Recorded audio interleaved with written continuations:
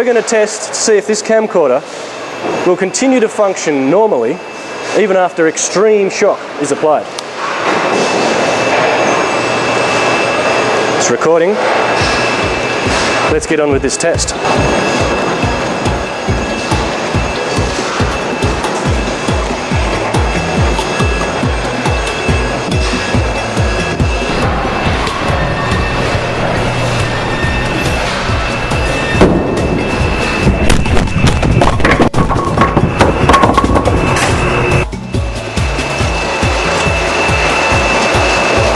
Look at this, amazing.